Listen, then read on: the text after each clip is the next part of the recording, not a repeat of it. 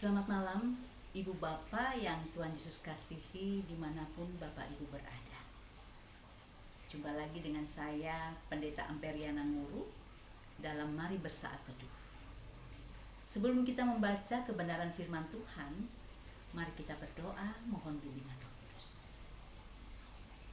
Bapa di dalam kerajaan sorga, ketika kami bersama-sama hendak menutup hari ini, di dalam kebenaran firman-Mu, firman-Mu yang akan kami baca dan kami renungkan, biarlah melalui pengurapan Roh Kudus benar-benar termeterai dalam hati kami, sehingga memotivasi kami untuk selalu menjadi anak-anak Tuhan Yesus yang taat dan setia.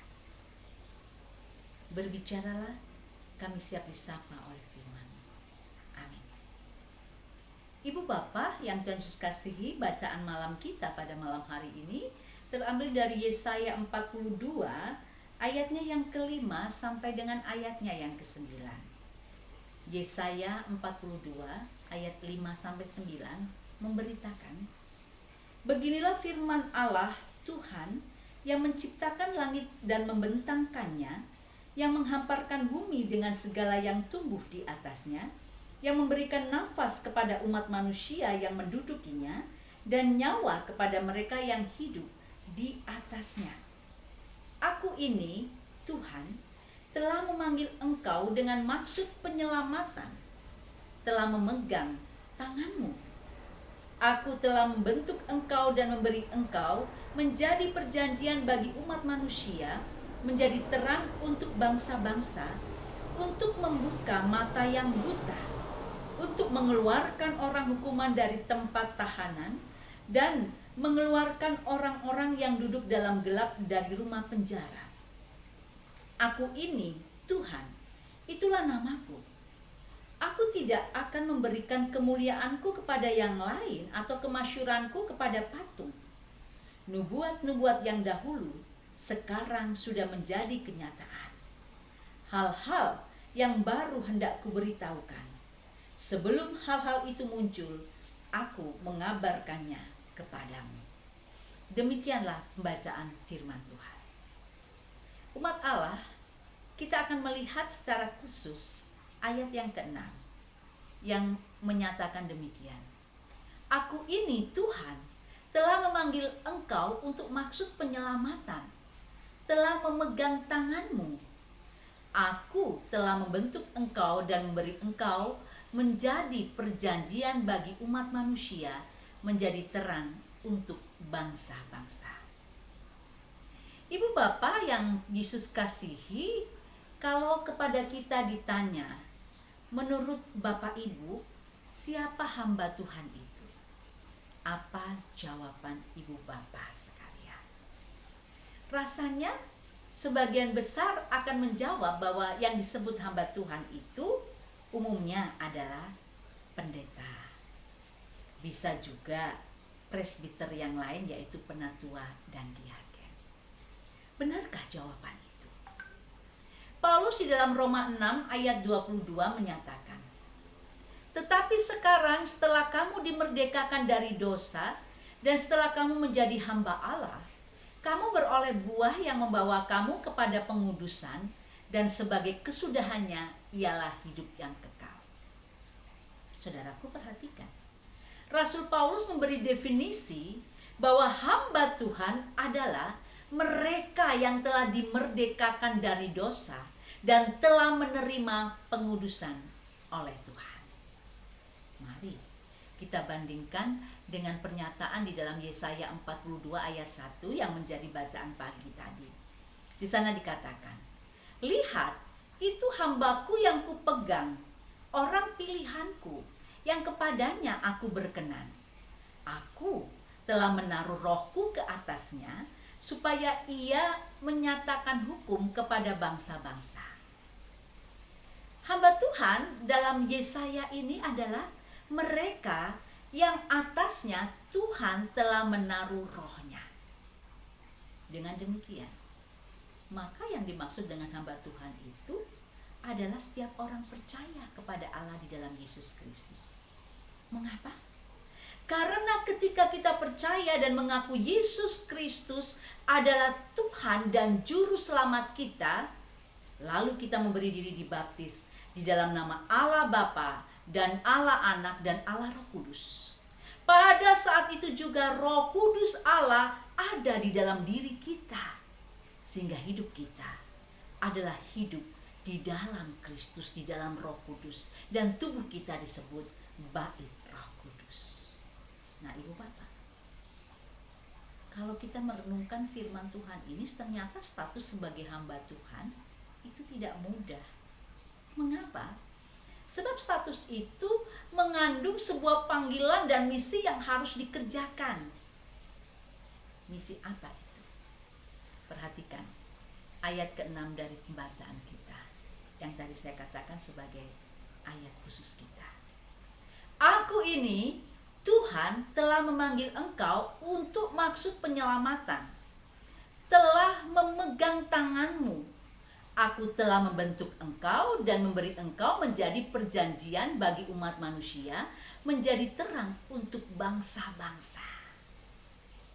Jadi misi hamba Tuhan adalah, menurut kitab Yesaya, menjadi terang bagi bangsa-bangsa. Pertanyaannya, apa arti menjadi terang bagi bangsa-bangsa? Yang pertama, menjadi terang bagi bangsa-bangsa berarti Bapak, Ibu, dan saya menjadi terang bagi orang lain, bukan diri sendiri. Perhatikan, siapa orang lain itu? Orang lain itu bisa suami, istri, anak-anak. Orang lain itu bisa juga tetangga di kanan kiri kita. Orang lain itu bisa juga rekan sekerja kita. Orang lain itu juga bisa adalah musuh-musuh kita. Dan orang lain itu juga bisa saudara sepersekutuan kita. Kepada mereka lah Anda dan saya dipanggil dan diutus untuk menjadi terang. Bapak Ibu, mungkin kalau kita ibaratkan menjadi terang itu ibaratnya adalah seperti fungsi menara mercusuar. Mercusuar ada untuk menerangi, menunjukkan dan membimbing kapal yang sedang berlayar di sekitar agar tidak menabrak karang yang dapat membuat kapal menjadi karam. Jadi kalau dikatakan hamba Tuhan itu menjadi terang bagi bangsa-bangsa, itu berarti kita menyadari bahwa kehadiran kita adalah menerangi, memberkati orang lain yang membutuhkan empati kita, simpati kita, kepedulian kita, dan juga kasih kita.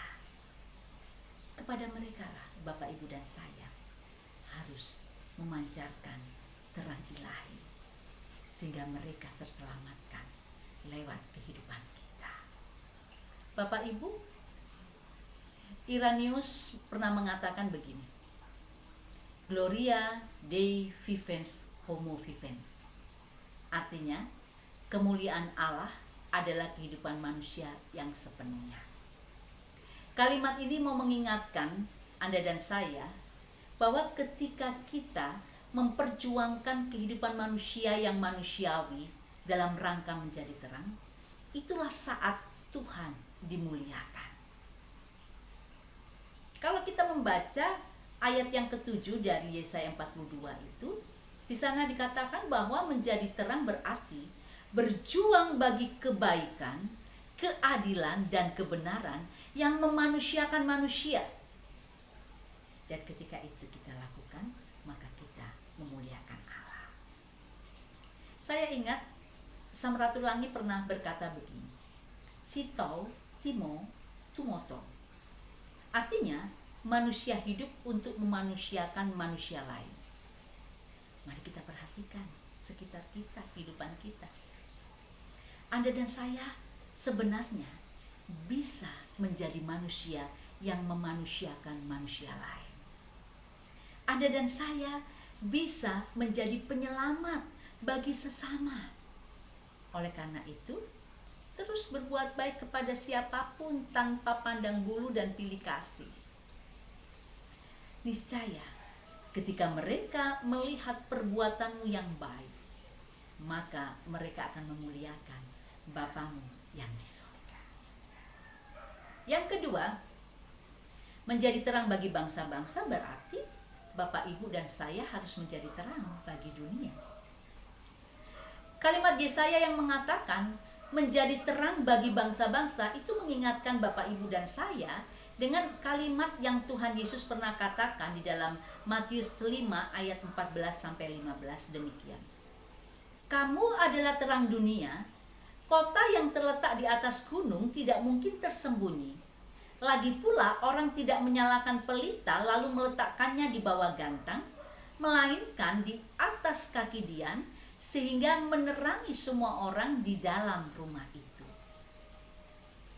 Ibu bapak, hal ini berarti menjadi terang bagi bangsa-bangsa dimengerti sebagai menjadi terang dalam keutuhan hidup sehari-hari di segala aspek dan bukan hanya ketika kita ada di gereja.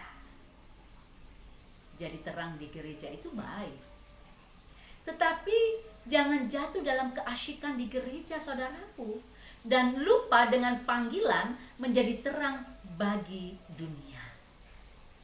Maka jadilah terang ketika kita berrelasi dengan tetangga. Jadilah terang ketika kita berrelasi dengan sesama umat Tuhan lainnya yang berbeda keyakinan, dengan sanak saudara, dengan rekan bisnis, dan dengan semua orang yang kita jumpai dalam kehidupan sehari-hari. Nah, untuk bisa menjadi terang, maka Bapak, Ibu, Saudara, dan saya harus terus menyatu kepada sang sumber terang itu, yaitu Tuhan Yesus Kristus. Selama Yesus ada dalam hidup kita, terang ilahi itu akan terpancarkan kepada dunia. Jadilah terang. Terangilah dunia dengan terang yang bersumber daripada sang terang dunia, yaitu Yesus Kristus, supaya banyak orang dapat mengenal dan datang kepada sang terang, yaitu Kristus Yesus, di dalam kasih-Nya yang menyelamatkan. Sebelum kita beristirahat, kita bertanya kepada diri kita sendiri, apakah sepanjang hari ini Bapak, Ibu, dan saya sudah menjadi terang bagi lingkungan di sekitar kita? Atau sudahkah Bapak, Ibu, dan saya sudah menjadi terang dunia, sehingga kehadiran kita menjadi kehadiran anak Tuhan yang boleh memuliakan namanya? Silakan menjawabnya pribadi lepas pribadi. Ingat, Anda dan saya adalah anak-anak terang. Pancarkan terus sinar terang ilahi Allah dalam kehidupan kita, sehingga hidup kita bisa menjadi berkat bagi dunia. Amin. Mari kita berdoa. Terima kasih Tuhan untuk penyertaan-Mu di sepanjang hari ini. Kami sudah merampungkan tugas tanggung jawab kami pribadi lepas pribadi. Kiranya Engkau berkenan untuk apapun yang kami kerjakan di sepanjang hari ini yang memuliakan nama Tuhan. Ampuni kami jika hari ini kami menyakiti hati orang lain.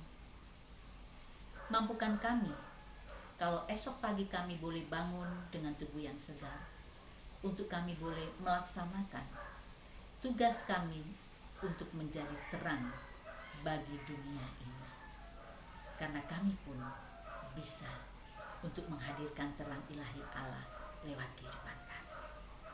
Sertai kami dalam tidur malam kami, pelihara kami dengan roh dan kasih-Mu.